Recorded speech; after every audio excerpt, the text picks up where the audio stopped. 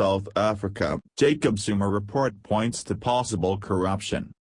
An investigation into South Africa's President Jacob Zuma has found evidence of possible corruption at the top level of his government.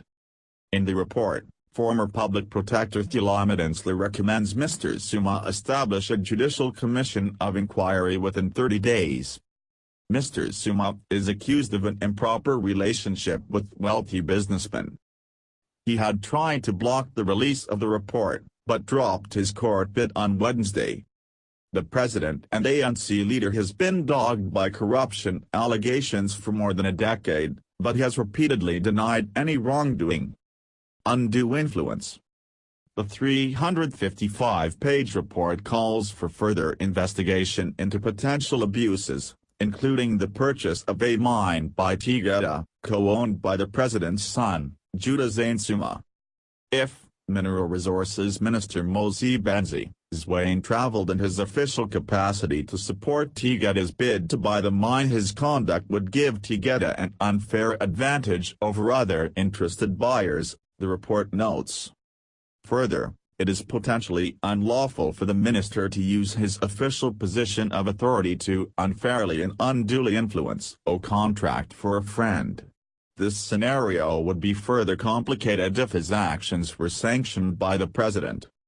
Insler investigated allegations that Mr. Zuma let the wealthy Gupta family, who co-own Tegeta, wield undue influence in his government. Her investigation was triggered by allegations from Deputy Minister of Finance Mspizi Jonas that the Gupta family had made a mockery of our hard-earned democracy by offering him the finance minister's post last year. The report reveals Mr. Jonas told the public protector he was offered 600 meters rand in an account of his choice by Mr. A. Gupta if he agreed to become finance minister.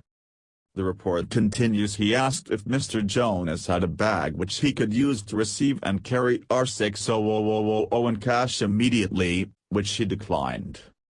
There has not been any immediate reaction from Mr. Zuma, his family or the Guptas. All had previously denied that claim. However, an earlier statement from the president's office said the decision to abandon a court bid to block the report's release was made in the interest of justice and speedy resolution of the matter. The president will give consideration to the contents of the report in order to ascertain whether it should be a subject of a court challenge. Opposition parties, who had challenged Mr. Zuma's move, are now demanding that he pays their legal costs. Will Zuma live to fight another day? Milton Cozy, BBC News, Pretoria. This report is bad for President Jacob Zuma, but certainly not as damning as opposition parties and many others had hoped when they went to court. The findings and subsequent remedial action seem to kick the can down the road. It says that the president should appoint a judicial commission of inquiry. This means that Mr. Zuma would still occupy the highest office in the land for many months to come, as he slowly approaches the end of his second-last term.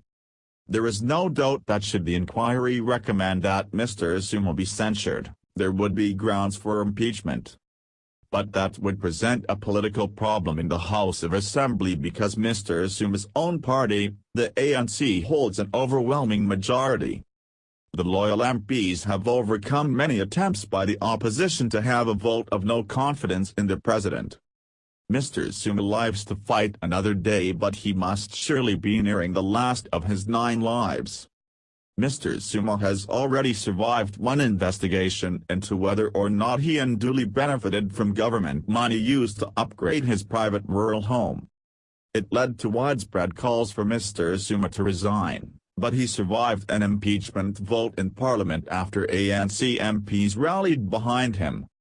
But the calls were growing once more on Wednesday, as thousands gathered all over the country to demand he step down. Police fired water cannon to disperse protesters who marched on Mr. Zuma's main office in Pretoria ahead of the report's release. Opposition groups also rallied in South Africa's other major cities. Democratic Alliance, DA, leader Mmusi Maimane said state coffers were being plundered by crooks, but the good guys were winning in the battle to safeguard the democracy which emerged in South Africa at the end of minority rule in 1994.